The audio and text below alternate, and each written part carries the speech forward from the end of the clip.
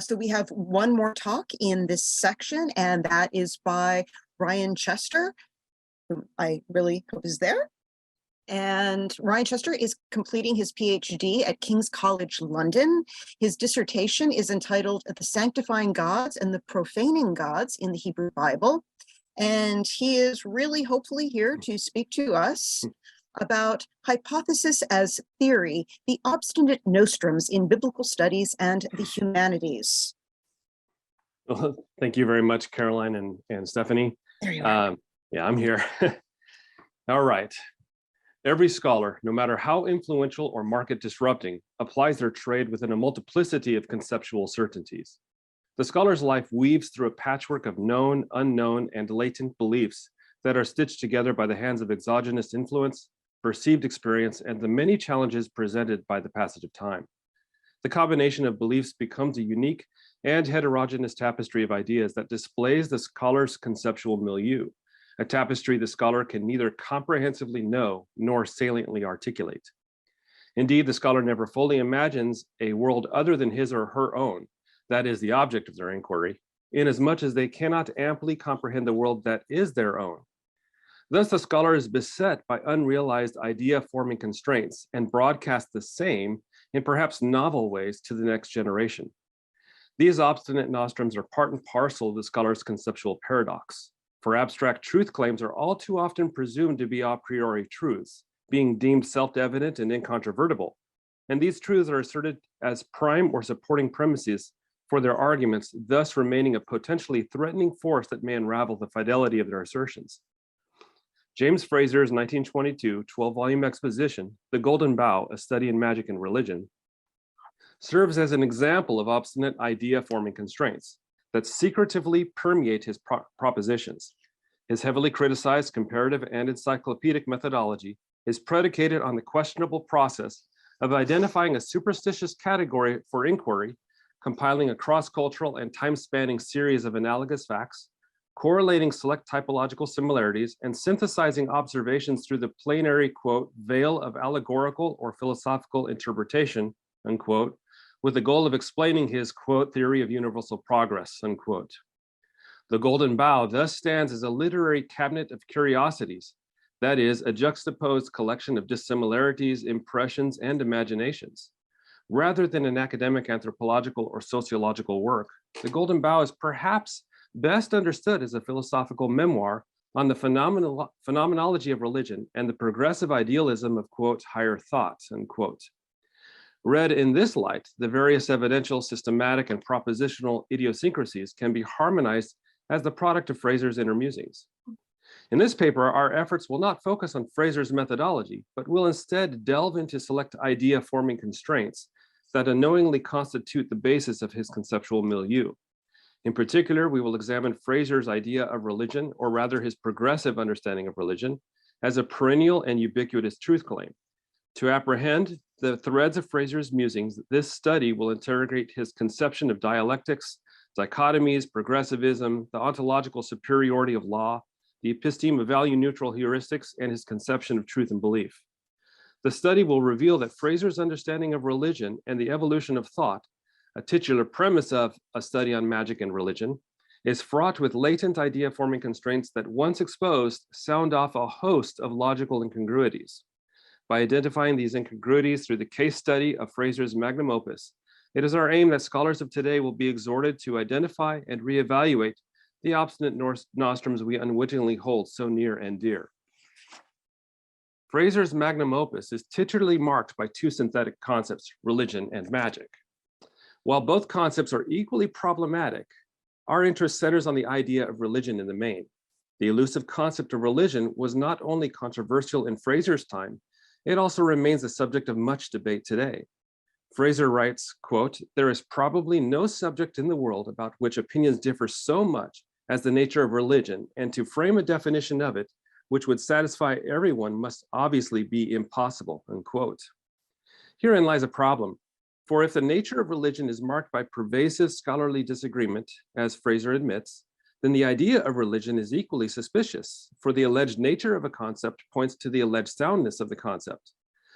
And if the scholarly opinions of religion are as varied as Frazer suggests, then one might expect to find a thoroughgoing argument that challenges the merits of the nature and idea of religion as a viable concept, in order to posit a fresh proposition on religion, particularly since religion is so central to his contemplations. Furthermore, we also might expect to find a subdued, perhaps even a tentative or preliminary proposal on the meaning and nature of religion. Such is not the case. There is no interrogation or argument that challenges the merits of the concept. He does not supply a cogent defense for his proposition on the meaning of religion. Frazer's assertions on religion are asserted ipse dixit. Frazer is a nescient heir to the idea-forming constraint called religion. At no point does he question the merits of his understanding of religion. Instead, he questions the concept of religion in view of the alleged superiority of science, thus promoting a dialectic that is, as we propose, patently false. We can readily observe his sentiments on both. Concerning religion, he opines, quote, "The history of religion is a long attempt to reconcile old custom with new reason, to find a sound theory for an absurd practice," unquote, and, quote, "So much of men's religion is commonly concerned with trifles," unquote. Whereas with science, he reasons, quote, "Science is derived from patient and exact observation of the phenomena themselves," unquote. He is so confident in the veracity of his claims that he begins his third edition by declaring, quote, "Should my whole theory collapse, its fall would hardly shake my general conclusions as to the evolution of primitive religion and society," unquote. In so doing, he correlates the idea of primitive superstition, that is, quote, "the frail prop," unquote, of society, with religion. Frazer's impression that religion is of a lower order of thought than science is articulated more clearly in Frazer's preface to Folklore in the Old Testament. He writes, quote, "The instrument for the detection of savagery under civilization is the comparative method which, applied to the human mind, enables us to trace man's intellectual and moral evolution, just as applied to the human body, it enables us to trace his physical evolution from lower forms of animal life," unquote. We further observe his pejorative regard for religion in his parable of the thread, where the red thread of religion, that is false belief, stains the white thread of science, that is true knowledge, and the black thread of magic, that is false knowledge. Over time, and with the advancement of modern scientific thought, Frazer hopes the, quote, "dark crimson stain," unquote, of religion will progressively soften its impact, quote, "as the white thread of science is woven more and more into the tissue," unquote. Thus, Frazer's memoir reveals a dialectic framed as binary oppositions where religion is antinomic to knowledge, magic is opposed to science, belief is antithetical to reason, and savage is contrary to civilized. The alleged soundness of the falsity of religion is concomitant to the alleged soundness of a dialectical construct of binary oppositions. However, if rationalism, that is true knowledge, is defined as science and irrationalism, that is false belief, is defined as religion, as Frazer suggests, then how does he understand false knowledge and true belief? Frazer identifies false knowledge as magic, that is, quote, "a spurious system of natural law, as well as a fallacious guide of conduct. It is a false science as well as an abortive art," unquote. Magic as a false knowledge performs empirical observations of natural laws in a manner consonant with his or her superstitious milieu. In short, it is an art that lacks the rational discipline of science, while coevally engaging in a human responsibility toward discovering truth. Frazer conceives true belief as the intellectualist ideology as it is practiced through science, quote, "because the scientific theory of the world is the best that has yet been formulated, which may hereafter be itself superseded by some more perfect hypothesis, of which we in this generation can form no idea," unquote. This is a belief claim. For Frazer, true belief accords with the progressive intellectualism that seeks the ideal of higher thought pertaining to the immutable substance and meaning of natural laws, while remaining rationally insulated from every spurious superstition. In Frazer's understanding, true belief, or as I call it, meta-rationality, is the union of art and science that is defined by rational discipline and the moral engagement of human responsibility toward discovering truth without the encumbering stains of false belief stemming from religion. The idea that the application of human responsibility is the determining factor defining what constitutes as knowledge is clearly attested in Robert Frazer's introduction to the Golden Bough. He writes, quote, "Magic and science have this in common. They are techniques of intervention, while religion is an abjuring of all responsibility in favor of the gods, unquote. In other words, the abjuring of human responsibility is the abjuring of knowledge, that is, the antithesis of knowledge, and this is called religion. The supposed validity of these oppositions is problematic, for they hinge on the subjective meanings of true, false belief and faith. Science, the rationalism of true knowledge, is not opposed to magic, the pseudo-rationalism of false knowledge. Religion, the irrationalism of false belief, is not opposed to progressivism, the meta-rationalism of true belief. In Frazer's own words, he posits that all of these elements, magic, religion, science, and progressivism, are predicated on belief and its theologically charged synonym of faith. He writes, quote, "Science has this much in common with magic, that both rest on a faith in order as the underlying principles of all things," unquote. He also writes, quote, "Belief and practice, or in theological language, faith and works, are equally essential to religion, which cannot exist without both of them," unquote. If we add his statement of belief on the meta-rationality of progressivism, as identified in the previous paragraph, we discover that all elements are supervened by belief and faith. Thus, in his own words, the construct is annulled of validity and soundness, which correspondingly annuls his conception of religion, magic, science, and progressivism. Why then does Frazer resolutely adhere to the dialectic of religion, false belief, and science, true knowledge, as a construct of opposites, even though he acknowledges that belief and faith are universal to both? 4 points are worth considering in brief.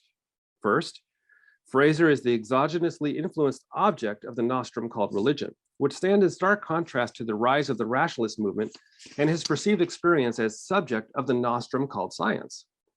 Accordingly, he aims to discredit religion by offering an array of anecdotal evidence that demonstrates why the trend of rationalism through science is ontologically superior.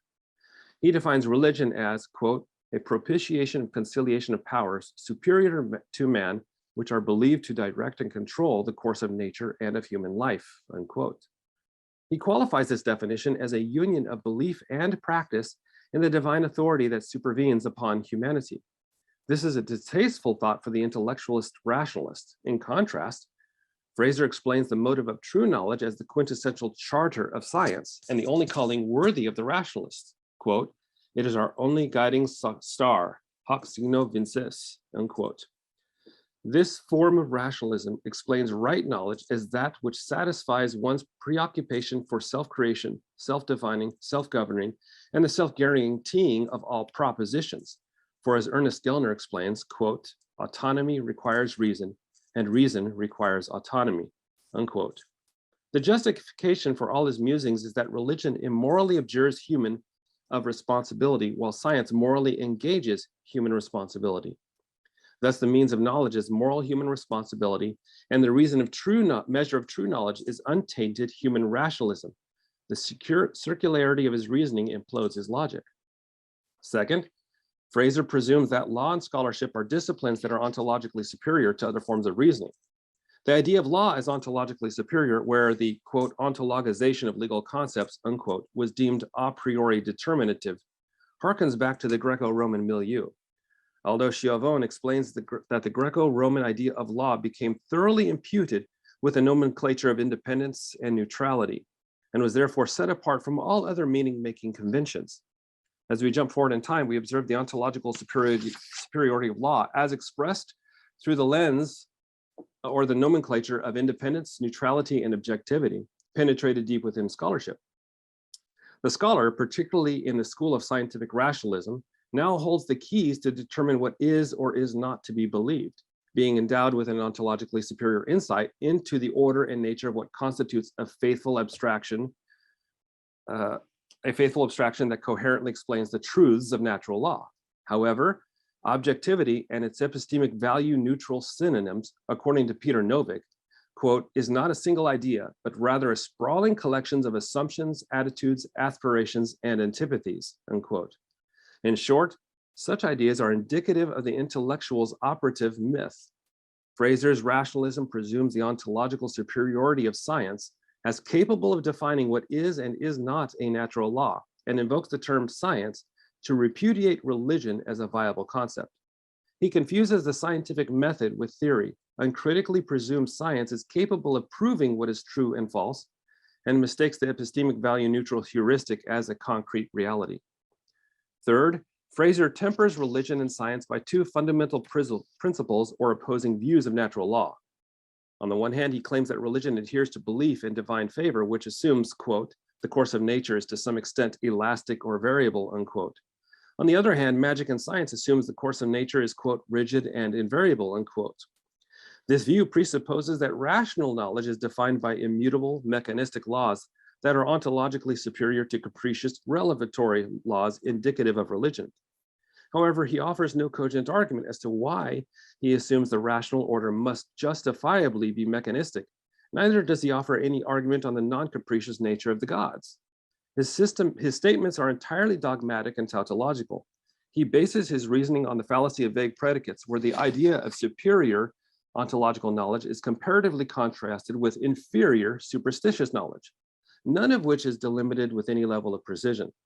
At no point does Frazer interrogate the normativity of religious rigidity and inflexibility or the scientific evidence of elasticity.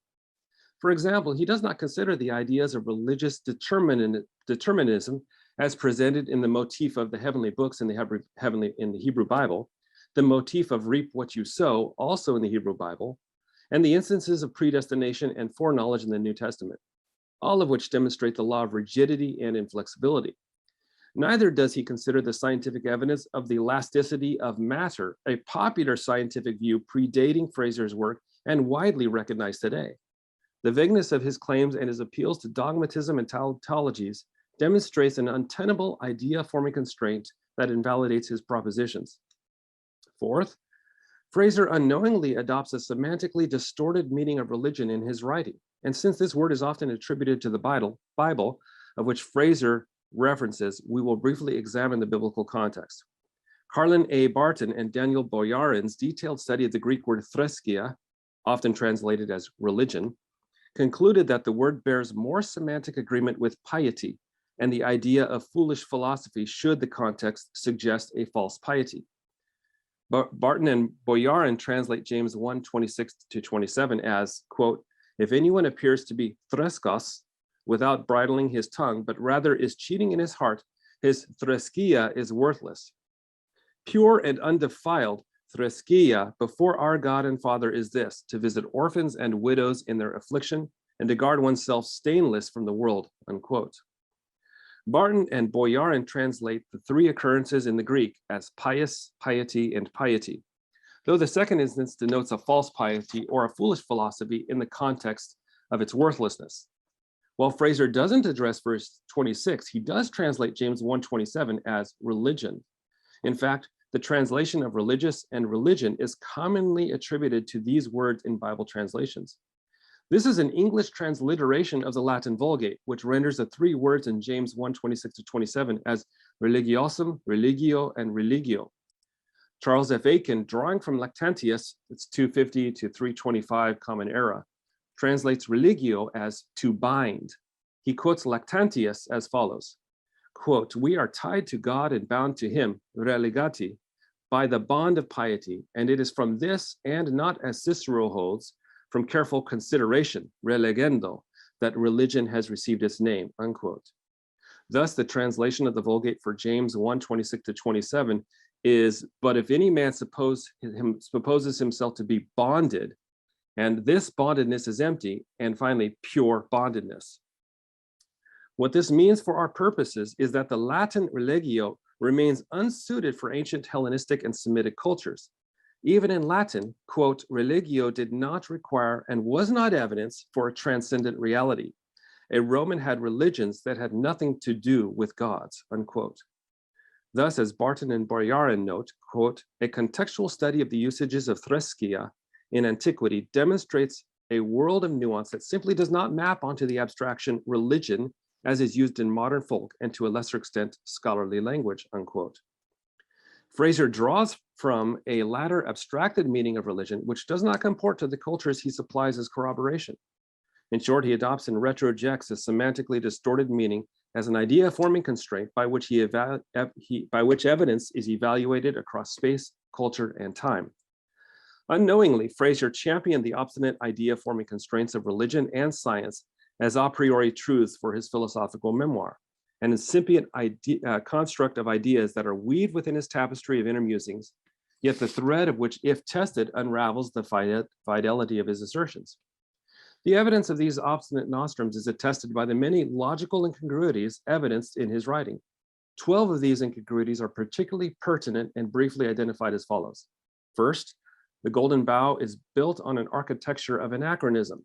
For the concept of religion is a modern innovation, and the idea of a religion presumes a dissociative object of external interrogation that is ethically incongruent with the conceptual milieus of the various cultures that he offers as supporting evidence.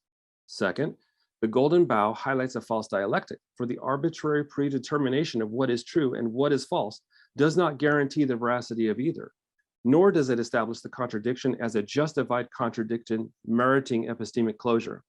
Third, the Golden Bough advances a false dichotomy, for there is no simplistic binary between religion and secular, religion and magic, science, and variable and invariable orders of the world in either the ancient world or the modern world as testified by the ongoing scholarly debate. Fourth, the Golden Bough makes tautological leaps, for Frazer's dialectical reasoning permits no room for a third option or an alternative explanation. Fifth, the Golden Bough succumbs to the wishful thinking of progressivism, for Frazer presumes correct thought chronologically, linearly, and relentlessly advances into the future, while denigrating the coherency and soundness of the antecedent. Sixth, the Golden Bough conveniently embraces propositional and methodological pragmatism. For Frazer's comparative methodology cherry picks data across cultures and time, demonstrating a penchant for confirmation bias, where supporting materials deemed sufficient to justify his propositions ipse dixit of their respective milieu and provenance. Seventh, the Golden Bough is dogmatically provincialistic, for Frazer dismisses other modes of thought as absurd in order to unquestionably identify with the mode of thought represented by the school of scientific rationalism. Eighth, the Golden Bough is illicitly amalgamative, for he aggregates categorically disparate evidence and reasons the parts and the whole by uniform means while denying the fact that different evidence requires different means. Ninth, the Golden Bough maximizes epistemic risk, for Frazer leaves an excess of presuppositions undiscussed and unresolved, and yet treats these as a priori epistemic truths without realizing they threaten the merits of his propositions. 10th, the Golden Bough conflates method with theory, for he confuses the scientific method as a bona fide theory, the invocation of which being deemed authoritative and sufficient to justify propositional claims. 11th, the Golden Bough equates hypothesis with theory, for he associates the hypothesis, perhaps even the heuristic of religion and the religion science construct as a bona fide theory warranting no further interrogation. 12th, the Golden Bough is a non sequitur, for Frazer's arguments do not follow from the fallacies inherent in his premises. Frazer's magnum opus serves to illustrate the pernicious reality that one should not presume any given idea is a priori beyond interrogation. Such idea-forming constraints are potentially injurious to the integrity of scholarly propositions. These obstinate nostrums reside in our underlying assumptions and receive their bona fide validation in the halls of tradition, appeals to authority, the lure of provincial trends, and the echoes of sanguine assurances that the concepts were rigorously tested long ago, all of which numbs one to the potential threat that is weaved within our propositions. Accordingly, the nostrum fits in quite well with Frazer's parable of the thread. Nostrums are like a fourth thread, the gold thread of worth. The gold is illusory until it is tested, for its worth is smelted with the nostrums we hold as unquestioned and unquestionable. This lustrous thread is then weaved within the tapestries of our propositions as confirmation of intellectual refinement. However, if the golden thread is pulled, it may unravel the fidelity of the entire tapestry, revealing the once priceless tapestry as a tapestry of diminished worth. The titular premise upon which Frazer developed his magnum opus is misbegotten, though it serves as a testament to his inner musings, which, as a philosophical memoir, deserves serious consideration toward understanding the man. However, it falls short of serious consideration as a coherently reasoned scholarly work. He accuses religion of believing in the capricious nature of the gods, and at the same time commits the same by believing in the sovereignty of his own capricious nature. For at the end of his work, he announces the reversal of everything he posited in the preceding volumes. He does so by affirming that one's views of magic, religion, science, and the meta-rationality of progressivism are all predicated on belief and faith, which is far from the immutable and mechanistic principles that proves what he claimed is or is not truth. In short, he effectively unravels his study on a study on magic and religion. As scholars, we are thus encouraged to interrogate our conceptual milieu, for the nostrums we hold near and dear may be the golden thread that unravels the integrity of all our work. Thank you so much.